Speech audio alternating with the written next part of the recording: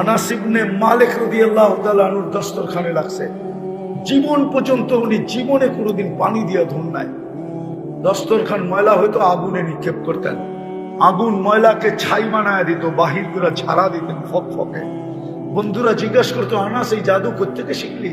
বলছে এটা জাদু না, এটা মুহাম্মদুর রাসূলুল্লাহর হাতের ছোঁয়া। বিশ্বাস হয় না? মজে যায় রসুলগুলা দেখে, তারপরে বিশ্বাস হবে। যার পিঠের ছোঁয়া পাইলে খেজুর গাছের ভাগ্য খোলে। জুমা পড়াইতেন, পিঠ লাগায় খুতবা পড়তেন খেজুর গাছে, মরা খেজুর গাছে। মেম্বারে পা দিতে দেরি, খেজুর গাছ বাচ্চার মতো কাঁদতে দেরি করে না। শুধু আল্লাহর রসুল শুনে নাই, পুরা মসজিদে নববী শুনছে। আল্লাহর রসুল নাইমা আয়েশা সান্ত্বনা দিছে, তোকে জান্নাতে নিয়ে যাবো, কাঁদিস না। আমার বয়স হয়েছে তো, আর কত দাঁড়ায় দাঁড়ায় খুতবা দিব, আমি চাইতেছি একটু বৈশা খুতবা দিই, তুই কাঁদিস না, তোকে জান্নাতে নিয়ে যাবো। তারপরে ঠান্ডা হয়েছে। যার পিঠের ছোঁয়া পাইলে এরকম ভাগ্য খোলে। হ্যাঁ, আজকে তো উম্মত আদর্শের ভাগ্য নিতে চায় না, আদর্শ দিয়ে ভাগ্য খুলতে চায় না। সবাই শুধু চুমা দিয়ে ভাগ্য খুলতে চায়। চুমা, রাগ হয়ে যাবেন, আমি বিরোধিতা করতেছি না। শুধু নবীর নাম শুনলে একটা আঙ্গুলে চুমা দিয়ে চোখে লাগায়, এতটুক দিয়া ভাগ্য খোলাইতে চায়। এটা দিয়ে ভাগ্য খুলবে না, আশেক বইলা ভাগ্য খুলবে না, আদর্শ দিয়া ভাগ্য খুলবে। কি দিয়া? কি দিয়া? কি দিয়া? আদর্শ দিয়ে ভাগ্য খুলবে। হয় হাজারো জিনিস ভাগ্য খোলা ফেলছে, কাদা পর্যন্ত খোলাইছিল, কিন্তু আমরা তো সৃষ্টির সেরা। আল্লাহ রসুলের একটা গাদা ছিল, নাম ছিল ইয়াফুর। অনেক সময় দেখেন বিলালেরও নাম রাখে মানুষ, বাড়িতে বিড়াল পালে তো নাম রাখে না, তো এই গাদার নাম ছিল কি? ইয়াফুর। গজওয়ায়ে খায়বারে আল্লাহ রসুল পাইছিলেন, পান্ত নাই। গাদা দৌড়াইতে দৌড়াইতে আয়েশা আল্লাহ রসুলের সামনে বলছে, ইয়া রাসূলুল্লাহ, আমার পূর্বপুরুষের পিঠে নবী ব্যতীত কেউ ওঠে নাই, আমি চাই আপনার খেদমতে থাকতে। গাদার পূর্বপুরুষের পিঠে নবী ছাড়া কেউ ওঠে না, আমি চাই আপনার আরবিতে বলতেছে। সাহাবা তাক লাইগা গেছে, এখন পর্যন্ত মালে গনিমত তাকসিম হয় না। সাহাবাদেরকে জিজ্ঞেস করছে, কি বলো তোমরা? বলে, ইয়া রাসূলুল্লাহ, আমরা দাবি ছেড়া দিলাম, এটা নেন। তো আল্লাহর রসুল কখনো চড়তেন, কিন্তু সবচেয়ে বড় কাজ নিতেন দূত হিসাবে। গাদাল সমস্ত সাহাবাদেরকে চিনতেন আর বাড়ি চিনতেন। একদিন আল্লাহ রসুল বলছে, উমরকে ডেকে নিয়ে আসো। তো দৌড়াইতে দৌড়াইতে যা দরজার ভিতরে মারছেন ঠক মাথা দিয়া। উনি দৌড়াই এসে দরজা খুলছেন, দেখেন ইয়াফুর দাঁড়ায় আছে, মাথা দিয়া ইশারা দিছে, ডাকে। ওমর রাদিয়াল্লাহু তাআলা আনহু দৌড়াইতেছে আর ও দৌড়াইতেছে, সবাই শোয়া নিছে। আল্লাহর রাসূল যেদিন দুনিয়া থেকে চলে যায়, ইয়াফুর সইতে পারে নাই। সে মদিনার গলিতে ছুটতে ছিল আর আকাশের দিকে দেখা চিৎকার দিতেছিল।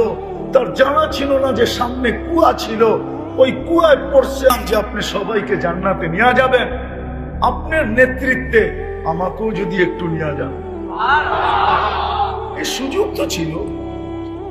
যুবকরা যদি নবীন আদর্শে চুল কাটতো, 50 টাকা 100 টাকা দিয়া 400 টাকার মিষ্টি যদি বিতরণ করতো, তো যুক্তিগত ছিল। বলবেন কিভাবে যুক্তিগত? আরে নবীন আদর্শে চুল কাটলে প্রত্যেক চুলের বিপরীতে একটা নেকি পাবে না? পাবে না? এই খুশিতে মিষ্টি যুক্তিসঙ্গত না অযৌক্তিক? দুনিয়াতে যদি পাশ করে মিষ্টি খাওয়াইতে পারে, তো এটার পারবে না কেন? আরেকটা তো রয়েই গেল, কিয়ামতের দিন যখন নবীজির সাথে দেখা হবে, তো যুবক হাত পাততে পারতো। আল্লাহ রাসূল যদি জিজ্ঞাসা করে, হাত বাড়াইলি কেন? হাউজে কাউসার তো পান করায় দিলাম, আবার হাত ফেললি কেন? বলে, হাউজে কাউসার তো প্রাপ্য ছিল, পান করায় দিলেন, কিন্তু আপনার আদর্শে যে চুল কাটলাম, ওটার জন্য কি দিবেন? দেন না। মা বোন তো বলতে পারতো, আপনার আদর্শে যে সাজলাম, কি দিবেন? দেন না। আপনার আদর্শ মতো যে চললাম, কি দিবেন? দেন না। আমরা তো বলি, কোরআন এটাই ইঙ্গিত দিছে, ইন তাসখারু মিন্না ফাইন্না নাসখারু মিনকুম কামা তাসখারুন। আজকে তো আমার সমাজ আমাদের উপরে আঙ্গুল উঠায়, কতজনে দূরে বসে গাল হাসতে থাকে মোল্লাদের কথা শোনা, ঠিক না? হাসেন, কালকেও আমরা আল্লাহর সামনে হাত পাতবো। এই দাড়ি কাটার ব্যাপারে আমাদের কোনো বিরোধ, আমাদের কোনো অসুবিধা ছিল না, আমরাও তোমাদের মতো হইতে পারতাম, কিন্তু আল্লাহর জন্য হই নাই। আমরাও তোমাদের মতো প্যান্ট শার্ট পরতে পারতাম, আমাদেরকে কি মানানসই হতো না? গায়ে কি গোস্ত নাই? হ্যাঁ, সারাদিন তো প্যান্ট টানতে হইতো না। আমরা তো দেখি কতজনকে সারাদিন প্যান্ট টানতে হয়, আমাদেরকে প্যান্ট টানতে হবে না। মাদ্রাসাদারও দেহ দেখেন, প্যান্ট পরলে মানানসই হইতো, আমরাও পড়তে পারতাম, কোনো বাধা ছিল না। কিন্তু ওই যে একজন আছে না, আর মদিনা মুনাফফারা আর একজন আছে না, এই দুইজনের দিকে তাকায় পড়ি না, কিয়ামতের দিন বলবো এটাই। হ্যাঁ হ্যাঁ, এটাই বলবো, কসম খোদার এটা বলবো যে কোনো বাধা ছিল না। ইচ্ছা স্বাধীনতা তো সবাইকে দিয়া রাখছিলেন, আমিও ইচ্ছা মতো চলতে পারতাম, কিন্তু আপনার দিকে তাকাই তো চলি নাই। কি দিবেন দেন না, মদিনাওয়ালার কাছে বলবো, আপনার দিকে চাইয়েই তো পারি নাই, কি দিবেন দেন না। নাইলে লোক আমার উপরে আঙ্গুল উঠাইতো কেন? আমার বংশগুলি তো কোনো খারাপ না, পরিচয় দিতে আসি না আমি এখানে। পরিচয় দিলে চিনবেন, পরিচয় দিতে হবে না, আমি পরিচয় দিতে হবে না আমাকে। নাহলে আমরা তো এই সমাজে ট্যাক্স দেই, ঠিক না? বাংলাদেশে আমরা ট্যাক্স হোল্ডার নাগরিক, ট্যাক্স দেই, ট্যাক্স। এটা মনে করেন না মোল্লা ট্যাক্স দেয় না, ট্যাক্স দেই, ফাইল আছে ট্যাক্সে, সবকিছুর ট্যাক্স দেই, বিনা পয়সায় বাংলাদেশে থাকি না। মনে করছে হুজুররা সব বাসা কাটাল, ঠিক না? কিন্তু করি না কেন? ওই যে বললাম না। এই জন্য শেষ কথা, আসেন কালকে এই চেহারাটা কি করে দেখাবে? চাকরি তো বটে, উম্মত যদি ৫ ওয়াক্ত নামাজই পড়তো, তাও তো 90 ভাগ পড়ে না, 90% পড়ে না। পড়ে? হ্যাঁ, এই এলাকায় পড়ে না, নারী না পুরুষ না যুবক না বৃদ্ধ, না শিক্ষিত না অশিক্ষিত, না ধনী না গরিব, 90 ভাগ নামাজ পড়ে না। অথচ ডাকে কে? কে ডাকে? আরে কোন আল্লাহ ডাকে জানেন, চিনেন? শুধু আল্লাহ তো ডাকে না, রহমান ডাকে, রহিম ডাকে, মালিক ডাকে, কুদ্দুস ডাকে, সালাম ডাকে, মুমিন ডাকে, মুহাইমিন ডাকে, আজিজ ডাকে, জব্বার ডাকে, মুতাকাব্বিরুল খালিকুল বারিকুল মুসাব্বিরুল গফফারুল কহ্হারুল ওয়াহ্হাবুর রাজ্জাকুল ফাত্তাহুল আলিমুল কাবিদুল বাসিতুল খাফিদুর রাফিউল মুইজ্জুল মুদিল্লুস সামিউল বাসীরুল হাকামুল আদলুল লতীফুল খবীরুল হালিমুল আযীমুল গফুরুশ শাকুরুল আলিমুল কবীরুল হাফিজুল মুকিতুল হাসিবুল জলিলুল করিমুল রকিবুল মুজিবুল ওয়াসি আল হাকিমুল ওয়াদুদুল মজিদুল বাঈসুশ শহীদুল আব্বুল ওয়াকিলুল কবিয়ুল মতিনুল ওয়ালিদুল হামিদুল মুসিয়াল মুবদি আল মুঈদ আল মুহয়ি আল মুমীত আল হাইয়্যু আল কাইয়্যুম আল ওয়াজিদ আল মাজিদ আল ওয়াহিদ আল আহাদ আল সামাদ আল কাদির আল মুক্তাদির আল মুকদ্দম আল মুআখ্খার আল আউয়াল ওয়াল আখির আল যাহির ওয়াল বাতিন আল ওয়ালি আল মুতাওয়ালি আল বাদু আত তাওয়াব আল মুনতাকিম আল আফু আর রউফ মালিক আল মুলকি যাল জালালি ওয়াল ইকরাম المقسط والجامع والغني والمغني المانع الضار النافع النور الهادي البديع والباقي الوارث والرشيد السميع جل جلاله 99 পদের মালিক আল্লাহ ডাকে, তারপরও তো আসে না। কালকে চেহারাটা কি করে দেখাবেন? ভুক্ত করি সারাদিন আল্লাহটা, কাটটা বুক করেন। অক্সিজেন কে দেয়? শ্বাস প্রশ্বাস কে নিতে দেয়? কিডনি ডেলি 36 বার ডায়ালিসিস কে করে? কুদরত দিয়া। সারা দিন গপ গপ করে কাটটা খা, বলেন না কাটটা খা, চেহারাটা কেমনে দেখাবে? আসেন বিবেকের পর্দা খোলেন, তওবা করেন। তওবা কিছু করতে পারেন না, সুযোগ আছে এই উম্মতের জন্য, এই উম্মতের জন্য সুযোগ আছে। মানুষকে শয়তানকে যখন বিতাড়িত করে, তো আর শয়তান চিৎকার দিয়া বলছিল লা উগবিয়ান্না ইবাদাকা আজমাইন, একটারও জান্নাতে যেতে দিব না। আমার 1,85,000 বৎসরের ইবাদত জলাঞ্জলি, 60টা পিএইচডি ডিগ্রি মাটিতে ধুলিস্যাৎ, আমি দিমু করে জান্নাতে যাইতে? যখন চিৎকার দিয়া বলতেছিল ফেরেশতারা কাঁদতে ছিল, আল্লাহ কয় কি, পাগলায় কয় কি, একটাও বলে জান্নাতে যেতে দিবে না? আল্লাহ মুস্কি মুস্কি হাসতেছিল। আল্লাহ বলে ও চাইতে দিবে না, আমি ইস্তেগফার নাযিল করলাম। মা যালা ইস্তাগফির আগফির, যখন তওবা করবে তখনই মাফ করে দেব।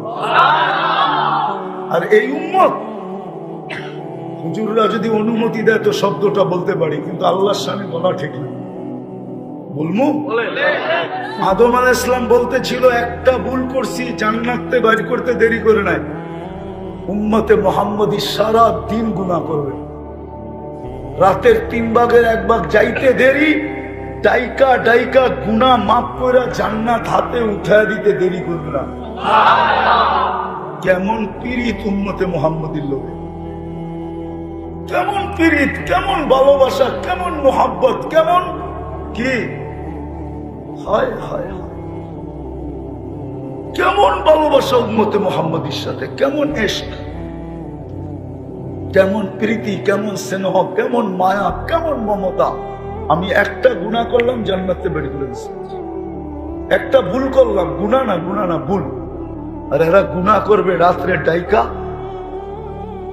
গুনাহ মাফ করে জান্নাত হাতে উঠে দিয়ে দিবে। বিশ্বাস হয় না? এখন আল্লাহ ডাকতেছে, বুখারীতে আছে, হাল মিন মুস্তাগফির ফাগফির আলা। রাতের 3 ভাগের 1 ভাগ যখন অতিবাহিত হয়ে যায়, হয়ে গেছে অনেক আগে, আল্লাহ বলে কে আসিস, মাফ চাবি, আমি মাফ করে দেব। হায় হায় হায়। এই জন্য আসেন আজকে ইস্তেগফারকে নিজের সঙ্গী বানাই। বানাবেন? হ্যাঁ, কে কে বানাবেন? চলেন যাত্রাটা এখান থেকে শুরু করি। করবেন? তাহলে হাত উঠায় বলেন, আল্লাহ অতীত থেকে তওবা করলাম।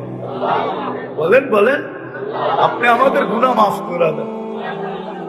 নামান আজকের থেকে অভ্যাস করেন, ঘুমানোর আগে শুধু এতটুকু বলেন, আল্লাহ আমি তওবা করে ঘুমাইতে চলব। ঘুমেরতে উঠা বলেন, আল্লাহ আমি তওবা করলাম। এতটুকু পারবেন না? যুবক তোমরা পারবা না? পায়ে হাত দিয়ে বলি, সারাদিন যা করো আমার কোনো আপত্তি নেই, কারণ আল্লাহ তোমার উপরে চৌকিদার সেট করে রাখছে, আমার চৌকিদারি করার ওইখানে কোনো প্রয়োজন নেই। কিরামান কাতিবিন ইয়ালামুনা মা তাফআলুন মা মিন কওলিন ইল্লা লাদাইহি রাকিবুন আতীদ ইয়ালামু খাইনাতুল আয়ুনি ওয়া মা তুখফিস সুদূর। 3 ধরনের চৌকিদারি তোমার উপরে চলতেছে, আমার চৌকিদারি করার কোনো দরকার নাই। তুমি সারাদিন কি করো, কিন্তু তোমার পায়ে হাত দিয়ে বলি, ঘুমানোর সময় তওবা করে ঘুমাও, ঘুমেরতে উঠা তওবা করো। আর শেষ 5 ওয়াক্ত নামাজ। যুবকদের জিজ্ঞেস করেন 24 ঘন্টা কি করে, 24 ঘন্টা নেট দেখে। যুবতীদেরকে জিজ্ঞেস করে, প্রত্যেক ঘরে ওয়াইফাই আনলিমিটেড দেখতেছে। মুসলমানের আকল তো আসলো না, মার খাওয়ার পরেও আকল আসতেছে না। মুসলমানের আকল যদি আসতো তাহলে মুসলমানকে অস্ত্র দিয়ে লড়তে হতো না। সারা দুনিয়া নেটে সার্চ দিয়া দেখেন, সবচেয়ে বেশি ইন্টারনেট কারা ব্যবহার করে। আজ যদি মুসলমান বলে যে 1 মাস সারা মুসলমান জগতে ইন্টারনেট অফ, ব্যবহার করবো না, দেখেন চিৎকার কিরকম বাহির হয়। মনে হয় বুঝাইতে পারি, দেখেন না চিৎকার কিরকম বাহির হয়, চিৎকার কিরকম বাহির হয়। আজ যদি মুসলমান বলে আমাদের ঘরের ব্যবহৃত পুরান কাপড় যা আলমারিতে রাখা আছে ওটা 5 বৎসর ব্যবহার করব, 5 বৎসর আমরা দুনিয়ার কোনো কাপড়ে হাত দিব না, দেখেন কালকের থেকে আপনার পায়ে সারা দুনিয়া কিভাবে পড়বে। কিন্তু বলবে তো না, শুধু মার খাবে, শুধু 2 হাতে কিল খাবে। খাইতেছি না ফিলিস্তিনে 2 হাতে কিল। বাংলা একটা প্রবাদ বাক্য আছে না, বেউকুফ পায় যারে 2 হাতে কিলায় তারে। আমরা বেউকুফ, এই জন্য আমাদেরকে 2 হাতে কিলাইতেছে। না বিশ্বাস হয় না? কিলাইতেছে না? না আমারটা তো ভালো মতো শুনতেই আছেন না, বুঝবেন করতে। দুই হাতে কিল খাইতেছে মুসলমান, আনলিমিটেড শুনতেছে, আর সব পয়সা ইসরায়েলে যেতেছে। ইন্টারনেটের হেড অফিস কোথায়? ইন্টারনেটের মালিক কে? ইসরায়েল, ইহুদি। আমাকে চিনাইতে হবে না, আমি চিনি। আমি চিনি, এই জন্য বলতেছিলাম, যাক আমি যেটা বুঝাইতেছি। বলেন কালকে এই চেহারাটা কি করে দেখাবেন? কতটুকু প্রস্তুত? কি করে দেখাবেন? কি যুক্তি দিবেন? কি তর্ক দিবেন? কি তর্ক করবেন? কি যুক্তি দিবেন? দুনিয়ার কোনো পরিচয়